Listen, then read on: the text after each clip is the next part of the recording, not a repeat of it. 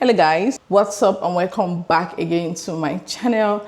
My name is Melissa, and if you're new on this channel, please like the video, subscribe, click the bell so that whenever I post, you of course will be the first to find out. I guess I cannot believe that it's 10 months post Japan. Like, where did time go to? Where did time fly to? How on earth have I lived in Nigeria for 10 good months?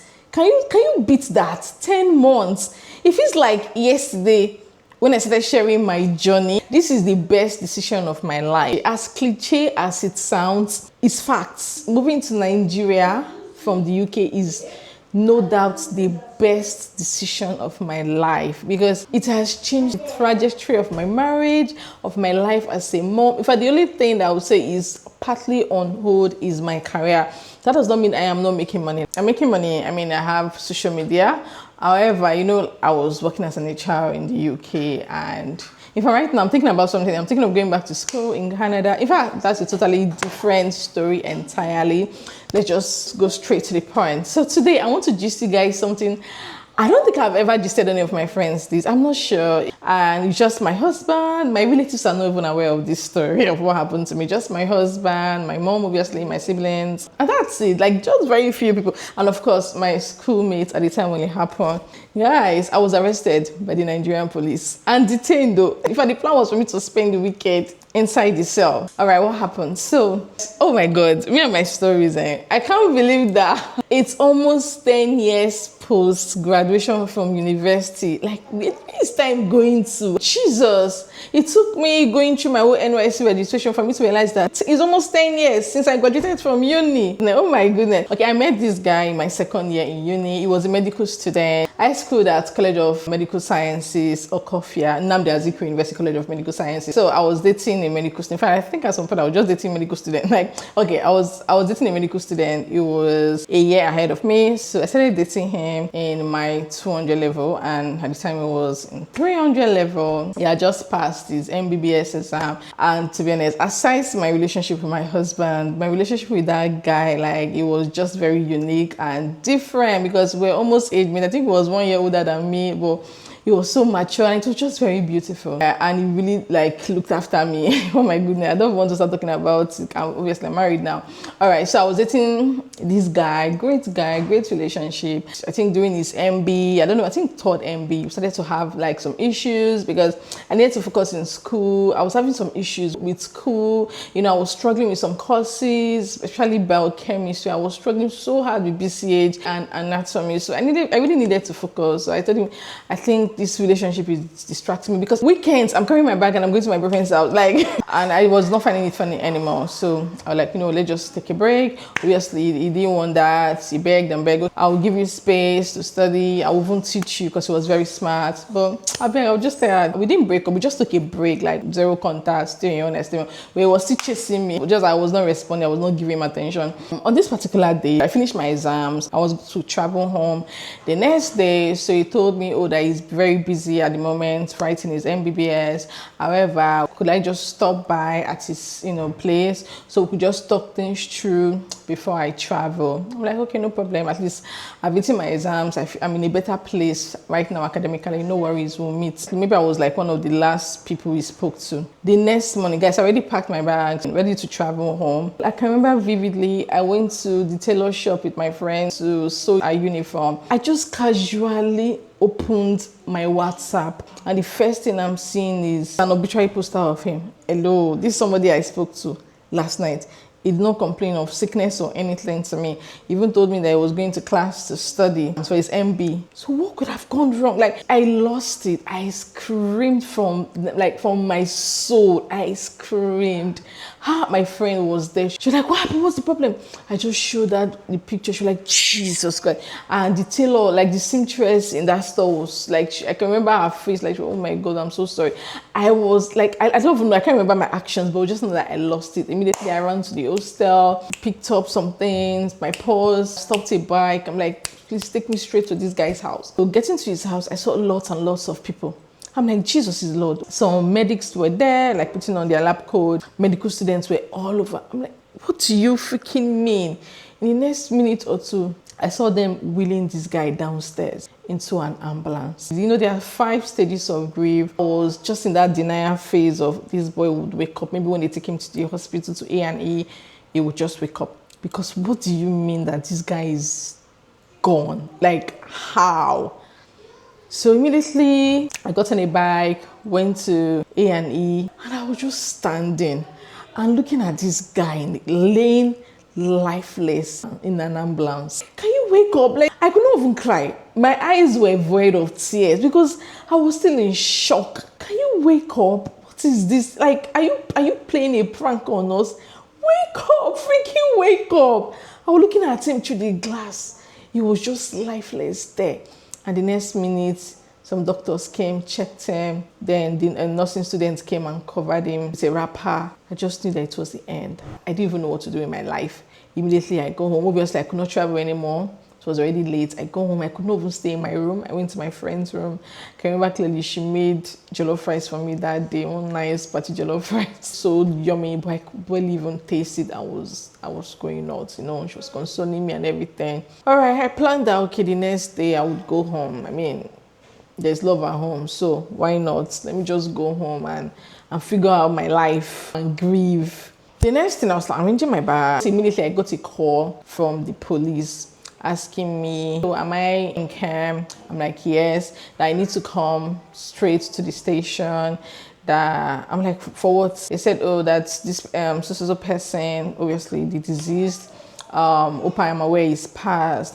I said yes. They're like, okay, nothing much. Like, it was just a friendly call, nothing much. You know, we are doing an investigation into his death, so just come over. So, you know, you could tell us what you know about him, what you think could have gone wrong and everything. I'm like, okay. And my mom works with the police, so obviously she was the first person I rang. My mom was like, okay, no problem.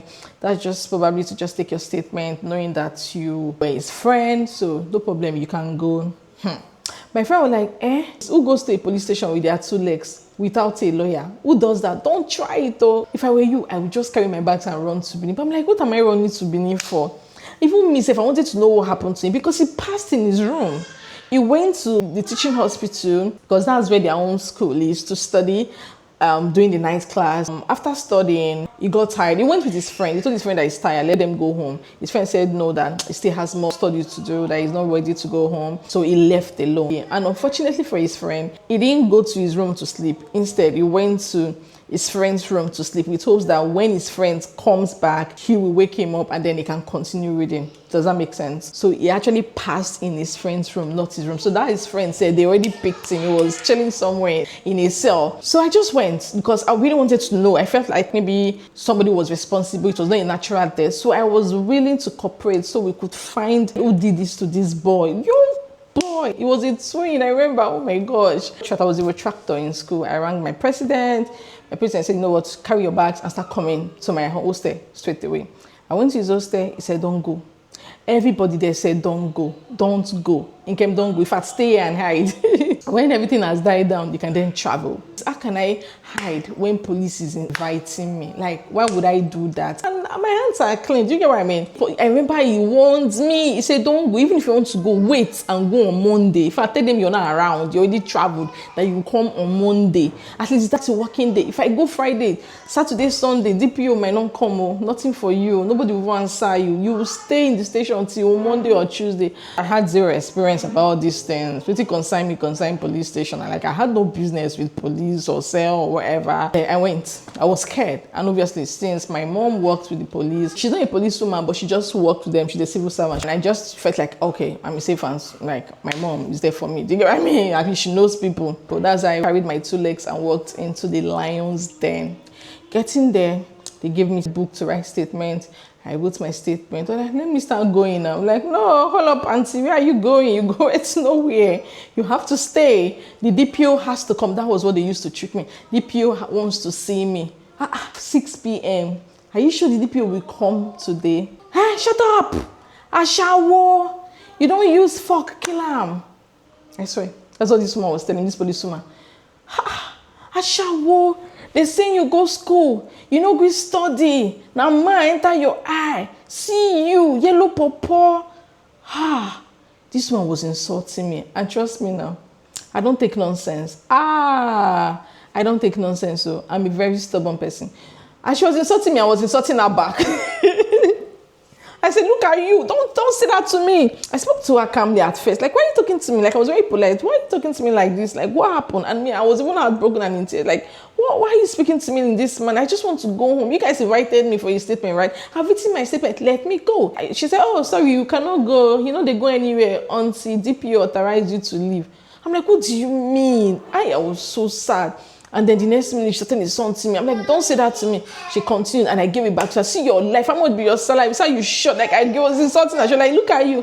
She was like, look at you. You don't even know where you are. I remember she kept on saying that. I pity you. You don't even know where you are. Other police people joined her to insult me. Like, look at this girl. You don't know where you are. You think you're in your house or your hostel. I pity you. By the time we are done with you, immediately I knew I was in trouble when it was getting dark and I was still there. It became obvious that I was not going home. Jesus. Immediately they asked for my phone. They asked me to take off my slippers. They searched me. Jesus. I'm like, okay, please, let me make a call. Give me my phone, let me make a call. What is going on here? So I called my WhatsApp president that Jesus, oh, you were right, oh. They are detaining me. They want to throw me into a cell. What is this? I started crying. You were like, calm down, I'm coming. Then I called my mom. My mom was like, what? Guinea? And guys, this was happening around past 7. I was just calling people, everybody. Then I called my uncle. God bless my uncle. In fact, I need to call him after this video. My uncle immediately came from Oka with a lawyer. Either my friend's boyfriend or my friend's uncle. I don't know. A big man. So my friend, I had to call. And then he came. And my friend came with wrapper, with food, with drink and juice. Oh my God, bless her. And then, some of my, friends, they came around. There were tractors, they came around. And I remember at the time they said they needed 2 shorty. And I remember like road track just provided 2 people for me straight away. In fact, people came.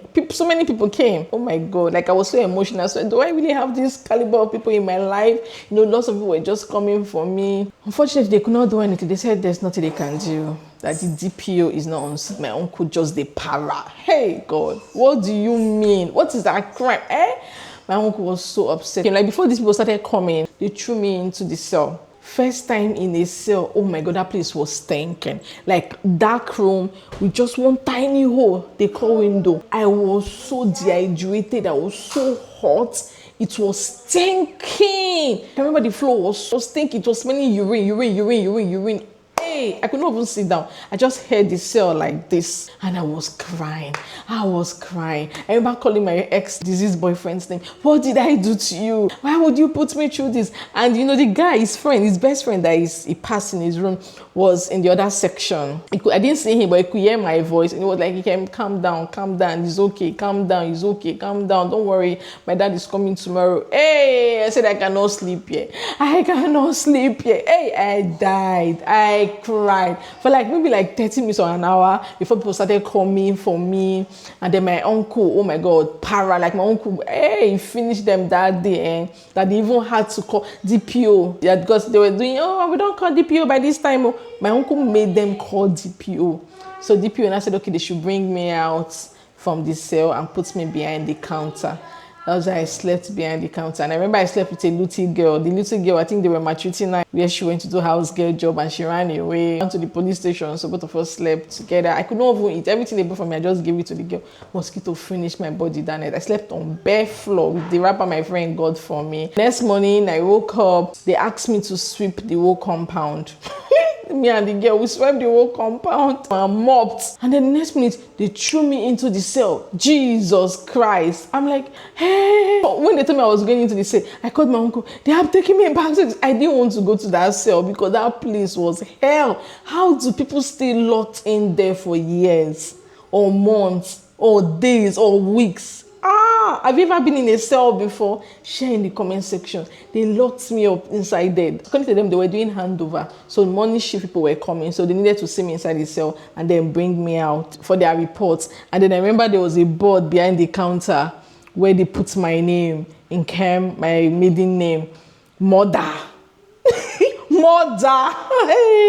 So that morning, my uncle, as early as 6 or 7 or 8, I can't remember, but very early, already drove down from Oka with the lawyer. And then my friend's boyfriend came with his own lawyer. My other friend's boyfriend came with his lawyer. Oh my God, people really showed up for me. People showed up. My mom, on the other hand, there she was trying to reach a commissioner of police. I'd be there ahead of. I don't even know, but she was, doing her own work there. If the commissioner of police could ring commissioner of police Anambra State. The guy that I passed in his room, his family came, and he's from a big family. To me, he looked at me with so much pity, telling me, "Don't worry." I remember his facial expression. Look at me, least because I was crying, my eyes were swollen. I cried throughout the night. Listen, look at me. Do you trust me? I'm getting you out this morning. No. I'm getting you out this morning. I can remember he said it to me with so much confidence, but me, I was crying. I can remember he brought food for me. If everybody bought food for me, food everywhere, which I could not eat almost. I just lost somebody dear to me. I could not eat. We had to wait. Then I hadn't even brushed my teeth. I was stinking. I felt so dirty. Around like 10 or 11, I don't know, the DPO casually just strode in. All of them were in the office with the DPO. He read my statement, and then they were like, "Okay, I'm going to release you. However, you have to stay within Anambra State because we can call on you at any time." So pending the outcome of the guy's autopsy. So I went to my uncle's house and stayed there. And then I think after a few days, autopsy results came out. Thank God the autopsy did not even take time. Came out and they discovered that he died from enlarged heart. Yeah. And that was, I was vindicated. And see the way I narrated the experience like it happened yesterday. Oh my God, it left me traumatized. So I don't even know the moral lesson of this story, but maybe I'm just in the mood to share my story. Until date, anytime I see someone being arrested or, just seeing picture of someone in a cell or, just anything arrest, it refreshes my memory. Like it brings back the memory of everything I went through. Honestly, it does. Have you ever been arrested before? Have you ever been in a cell before? Share your experience, of course, in the comment section. And it's just really, really, really sad. Yeah, may his soul continue to rest in peace, as well as the souls of all the faithfully departed. Through the mercy of God. Rest in peace. Amen. So thank you guys for watching, and I'm going to see you all in my next one, guys. Kisses. Bye.